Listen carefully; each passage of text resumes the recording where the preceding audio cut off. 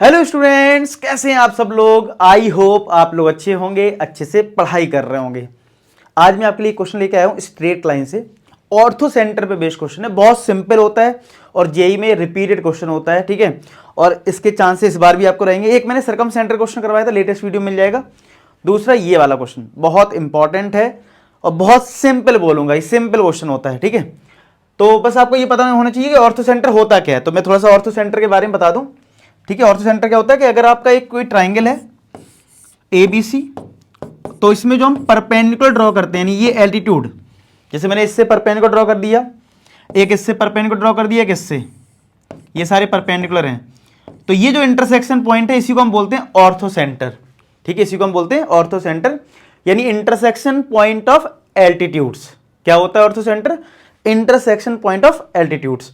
अब करते कैसे हैं क्वेश्चन, उसको समझते हैं। देखो क्वेश्चन में दे के रखा है इस वाले में, अल्फा बीटा एक ऑर्थो सेंटर है, तो ऑफ अ ट्राइंगल दिस, और ट्राइंगल ABC ले लेते हैं, ABC। तो ABC के आपको वर्टेक्स दे रखे ना, A पॉइंट है 3,-7, 3,-7 है A पॉइंट, B पॉइंट हमारा है -1,2 और C पॉइंट हमारा है 4,5, ठीक है। अब आपको कुछ ये फाइंड आउट करना है, और अल्फा बीटा ऑर्थो सेंटर है। तो यार देखो, ऑर्थो सेंटर करने के लिए आप यहां से परपेंडिकुलर ड्रॉ करोगे। मान लो ये पॉइंट मैंने D ले लिया, यहां से ड्रॉ करा परपेंडिकुलर, ये BE हो गया। अब बनाने को तुम यहां C से भी बना सकते हो, लेकिन नीड नहीं होती है। आप किन्हीं भी दो एल्टीट्यूड से इस वाले क्वेश्चन को सॉल्व कर सकते हो। क्यों, मैं बताता हूं लॉजिक। अगर तुमने इस AD लाइन की इक्वेशन निकाल ली, ऐसी तुमने फिर BE लाइन की इक्वेशन निकाल ली, तो दो लाइन आ जाएंगी। तो दोनों को सॉल्व कर दोगे तो क्या तुम्हें ये इंटरसेक्शन पॉइंट मिल जाएगा। और एल्टीट्यूड का इंटरसेक्शन पॉइंट ही ऑर्थो सेंटर होता है, और ऑर्थो सेंटर को मैंने कैपिटल H से डिनोट कर दिया, जो कि अल्फा बीटा बोला गया है। तो अल्फा बीटा आ जाएगा। तो इसका मतलब है जब इस तरीके के क्वेश्चन आ जाए, तो तीनों एल्टीट्यूड बनाने की जरूरत नहीं है, तीनों एल्टीट्यूड बनाने की जरूरत नहीं है, आपका दो से भी काम चल जाएगा इस टाइप के क्वेश्चंस के लिए। तो चलो अब आते हैं कि AD की इक्वेशन कैसे आएगी। तो देखो AD के लिए बात करूं तो हमें पॉइंट तो पता है, कैप जो पॉइंट है, स्लोप और मिल जाए तो काम हो सकता है। अब स्लोप कैसे मिलेगा? तो क्या हम स्लोप ऑफ BC निकाल सकते हैं? Slope of BC, slope of BC अगर निकालना चाहें कैसे निकलेगा? स्लोप का फॉर्मूला क्या होता है? y2 minus y1 upon x2 minus x1। तो y2 ये हो गया 5 और ये 2, 5 माइनस 2 अपॉन 4 माइनस 1। तो क्या ये 3/5 आ गया BC का स्लोप। अब अगर AD का स्लोप निकालना है, तो आपको पता है दो स्लोप का जो प्रोडक्ट होता है वो -1 होता है अगर दो लाइन परपेंडिकुलर हैं। तो अगर मैं इस वाली स्लोप को अगर M1 बोल दूं और स्लोप ऑफ AD निकालना चाहता हूं, या मैं ऐसा लिख दूं डायरेक्टली, ऐसे लिख दूं कि स्लोप जो है S मतलब slope of BC, slope of AD, इनका जो प्रोडक्ट है वो कितना होगा? -1 होगा कि नहीं होगा। मतलब स्लोप ऑफ BC और स्लोप ऑफ AD ये क्या होगा, ठीक है। और स्लोप को अगर आप चाहो तो M से भी रिप्रेजेंट कर सकते हो, यानी स्लोप ऑफ BC ज्यादा बढ़िया है, स्लोप ऑफ AD वो कितना होता है? -1। तो चलो BC की स्लोप ऑफ BC कितना आया था? 3/5, 3/5 into slope of AD equal to -1। तो स्लोप ऑफ AD कितना आ जाएगा? ये 5 इधर गया, यानी कि -5/3। तो क्या हमें इस लाइन का स्लोप मिल गया और पॉइंट भी मिल गया, तो इक्वेशन आ जाएगी। तो चलो इक्वेशन निकाल लेते हैं। इक्वेशन ऑफ AD क्या होता है? इक्वेशन का formula y minus y1 equal to m x minus x1। तो y माइनस y1 इज -7, तो ये +7 हो गया। स्लोप आया था -5/3, x माइनस x1 इज 3। चलो इसको सिंप्लीफाई कर लो, ठीक है। या चलो अभी देख लेंगे सिंप्लीफाई करना इजी रहेगा या फिर सीधा सब्स्टिट्यूट करना। चलो दूसरी इक्वेशन निकालते हैं। अब आ जाते हैं BE की स्लोप निकालना। कैसे निकलेगा? पहले हमें स्लोप ऑफ AC निकाल लेना है, ठीक है। तो हम स्लोप ऑफ AC पहले निकाल लेते हैं। कितना आएगा? देखो ये दो पॉइंट हो गए, ठीक है। तो y2 माइनस y1 यानी 5 minus of -7 upon x2 minus x1 4 minus 3। तो क्या ये 12 आ जाएगा? ये प्लस हो जाएगा ना, 12 आ गया। तो अब ऐसे ही आपका स्लोप ऑफ AC और स्लोप ऑफ BE ये आपस में है परपेंडिकुलर, तो slope of A C into slope of B, ये हो जाएगा -1। तो 12 into slope of B C equal to -1। तो स्लोप ऑफ बी सी क्या आ जाएगा, -1/12। अब यहां से इक्वेशन निकाल लो, equation of BE, equation of BE. तो अब यहां पे बीई की इक्वेशन हो जाएगी y माइनस कितना, y1, y1 यहां पे कितना है 2, y minus 2 equal to slope कितना है -1/12 ब्रैकेट में x माइनस x1, x1 यहां पे -1 है तो ये +1 हो जाएगा। ठीक है, तो अब देख लो इन दोनों को सॉल्व करना है, कैसे आसान रहेगा।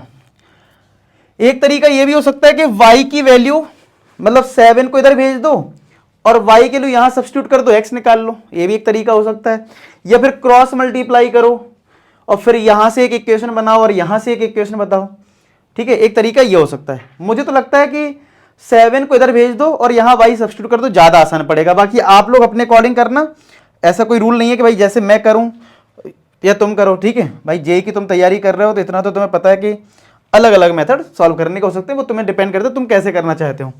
ठीक है, तो मुझे ऐसा लग रहा है कि हम y के लिए पुट कर दे, वो ज्यादा आसान पड़ेगा। ठीक है, तो मैं यहां से y निकाल के पुट करने वाला हूं, आप लोग बताना आप लोग कैसे कर रहे हैं। ठीक है, तो मैं क्या कर रहा हूं, y के लिए यहां से निकालता हूं। y इक्वल टू कितना आएगा, ये -5/3 ब्रैकेट में x -3 और ये जो प्लस का 7 है ये -7 आ गया। और इस वैल्यू को मैं इस वाली इक्वेशन में पुट करने जा रहा हूं, तो कितना आ गया देखो, -5/3 ब्रैकेट में x -3 और -7 और ये है -2 इक्वल टू -1/12 x + 1।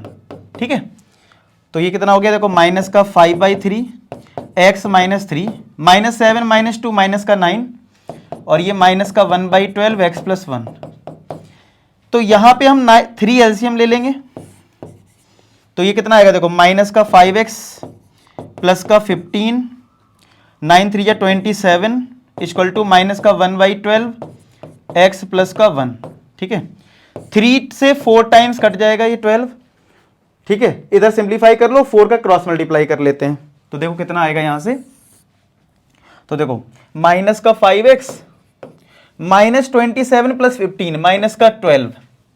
ठीक है, और यहां पे कितना आएगा, यहां से देखते हैं।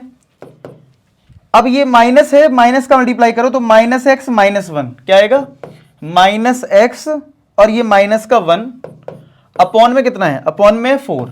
चेक कर लो, मतलब -1 का मल्टीप्लाई करा तो -x, -1 का मल्टीप्लाई 1 में करा तो -1, नीचे कितना है 4। अब क्रॉस मल्टीप्लाई कर दो, 5 × 4 20x 24 ये हो जाएगा 48। ठीक है, और यहां पे है माइनस का x प्लस का 1, तो देखो कितना आएगा यहां से, ये इधर गया तो माइनस का 20x प्लस का x, ये 1 + 48 तो ये 49 आ गया, माइनस का 19x तो x आ गया -49/19। जरा चेक करो क्या x की वैल्यू 49 आ रही है। एक मिनट, सॉरी ये -1 है ना इधर, एक मिनट थोड़ा सा ये माइनस कर लो, इधर देखो इधर ये हुआ ना, ये -1 है। ठीक है, तो -1 ये प्लस का 48 यानी 47 आएगा। तो x की आएगी 47/19 आएगा, मतलब x की आएगी -47/19। अब आप x को पुट कर लो, x को यहां पुट कर लो तो y आ जाएगा, वो हमारे अल्फा बीटा होंगे, क्योंकि ये जो ऑर्थो सेंटर दे रखा है वो अल्फा बीटा है, और हमारा जो x और y आएगा वो यही वाला पॉइंट आएगा, इंटरसेक्शन पॉइंट। इसका मतलब है वो अल्फा बीटा ही होगा, यानी ये अल्फा हो गया हमारा। अब बीटा निकाल लेते हैं, थोड़ी देखो कैलकुलेशन इतना नोट कर लो आप, फिर मैं करके दिखाता हूं आपको। अब यहां से मैं y निकाल रहा हूं, तो y हमारे पास क्या है, -5/3 ब्रैकेट x -3, तो x के लिए पुट कर दो, -47/19 -3 और ये है -7। तो पहले तो अंदर एलसीएम ले लेते हैं, तो -5/3 19 एलसीएम मिला तो -47 -19 3 जा कितना होता है 54, नहीं सॉरी 57, तो 57 हुआ और ये -7। अब देखो इसको और सॉल्व करते हैं, तो -5/3 ब्रैकेट तो कितना आएगा देखो, 7 7 14 1 कैरी जाएगा, 9 और 1 104 ठीक है, देख लो 104 आ रहा है क्या माइनस का, और तुम्हारा ये हो गया अपॉन में है 19, ठीक है, और माइनस का है 7, ठीक है। तो यहाँ पे 19 3 जा 57 होगा, तो 57 आ जाएगा एलसीएम, और ये माइनस माइनस प्लस हो जाएगा, और 5 का मल्टीप्लाई कर लो, 5 4 जा 20, ये तो पूरा हो गया, 5 इंटू 1 5, 520 माइनस, और 57 जो आया 57 का 7 में मल्टीप्लाई करो कितना आएगा, 7 7 जा 49, 7 5 जा 35, और 4 399, 399 आएगा, देख लो 7 7 जा 49, 35 और 9, ठीक है। अब 520 माइनस कर लो 399 को, तो 1, 11 2 जाएगा, 11 9 जाएगा 2, और 4 में 3 121, तो ये कितना आ गया 121 अपॉन 57। तो कैलकुलेशन काफी थी इसमें, समझ में आ गया। तो अल्फा यही देखो, ये हमारा y आया, अब एक हमारा x आ गया, एक हमारा y आ गया, और ऑर्थो सेंटर क्या था, ऑर्थो सेंटर था इन दो लाइन का इंटरसेक्शन वाला पॉइंट अल्फा बीटा। तो इसका मतलब है x की जो वैल्यू आई है वो हमारी, x की जो वैल्यू आई है वो हो गई अल्फा, यानी अल्फा हमारा कितना है माइनस का 47 अपॉन 19, और बीटा हमारा कितना आया है, बीटा हमारा आया है ये y की जो वैल्यू है, तो y हमारा आ गया बीटा, बीटा आ गया है 121 अपॉन 57। अब तुम्हें क्या निकालना है वो देख लो, तुम्हें फाइंड आउट क्या करना है, तुम्हें फाइंड आउट करना है 9 अल्फा माइनस 6 बीटा प्लस 60। क्या फाइंड आउट करना है, 9 अल्फा माइनस 6 बीटा प्लस का 60, यही है ना, एक बार फिर से देख लेते हैं। 9 alpha minus 6 beta plus 60 find out करना है, ठीक है। चलो पुट करो, तो देखो कितना आएगा, देखो 9 अल्फा की वैल्यू कितनी है माइनस का 47 अपॉन 19, माइनस का 6, बीटा की वैल्यू कितनी है 121 अपॉन 57 प्लस का 60, ठीक है। तो इन सब में अगर देखें तो 57 मिलेगा एलसीएम, ठीक है, 57 एलसीएम मिल जाएगा। और कुछ कैंसिल तो नहीं हो रहा, एक बार चेक कर लो, कैंसिल तो कुछ नहीं हो रहा ना, कि हो रहा है, हाँ ये हो रहा है, एक मिनट ये देना, देखो 2 3 ओ 3 से कैंसिल कर सकते हैं, 3 2 जा 6 होता है, और 3 से इसको कैंसिल करें 3 जा 1 19 आएगा, मतलब चलो यानी 19 एटलीस्ट आ गया, थोड़ा आसान हुआ। 9 का मल्टीप्लाई करो इसमें, तो ये कितना आएगा 9 7 जा 63, 6 कैरी, 9 4 जा 36 और 6 42, माइनस का 423 अपॉन 19, 2 का मल्टीप्लाई करेंगे तो माइनस का कितना आएगा 242 अपॉन 19 प्लस का 60। एक काम करते पहले इन्हीं को सॉल्व कर लें क्या, 19 19 दोनों में है, चलो 19 लिया एलसीएम, तो ये दोनों ऐड हो जाएंगे, तो माइनस का 423 माइनस का 242 ऐड हुआ तो 5 2 4 6 और ये 6, ये आया माइनस का 665 प्लस का 60। ये डिवाइड तो नहीं हो रहा, ये चेक कर लेते हैं बस, 19 से कट गया तो बहुत अच्छी बात होगी। तो 19 से अगर 665 को डिवाइड करा तो कितना आएगा, 19 3 जा 54, तो ये तुम्हारा कितना आया 2 और ये 1, ठीक है, सही जा रहे ना। तो ये 2 आया, ये तुम्हारा 1, ये आया 5, तो 125 तो नहीं आता ना, ये कैलकुलेशन एक बार देख लेते हैं। 9 7 जब हुआ था 63, ठीक है, 6 आया था, और ये 36 और 9 4 जा 36 और 6 42, ठीक है, और ये 2 4 2 ये भी ठीक है, अपॉन है 19 मैंने लिया और ये ऐड करा तो 5 2 + 4 6 2 + 4 6, ठीक है। 19 3 जा सॉरी 57, हाँ 57 होगा ना। 16 में अब आ जाएगा, हाँ 16 में 7 जाएगा 9, ये 0 हो जाएगा 5, हाँ 19 5 जा कितना होता है 95, तो ये 35 आ गया। तो ये सॉल्व करके आया माइनस का 35 प्लस का है 60, तो कितना आ जाएगा 25 आ जाएगा आंसर, ठीक है। तो कौन सा ऑप्शन है देख लेते हैं, तो ऑप्शन यहां पे देख पा रहे हो बी ऑप्शन है, ठीक है, क्लियर हो गया। तो क्वेश्चन सिंपल है और इसके जो वेरियस जो शिफ्ट होते हैं उसमें आपका इस तरीके का ऑर्थो सेंटर क्वेश्चन बहुत बार देखने को मिला है, तो हो सकता है इस बार भी आ जाए। तो जो भी बच्चे जेई को टारगेट कर रहे हैं उनको काफ़ी हेल्प मिलने वाली है।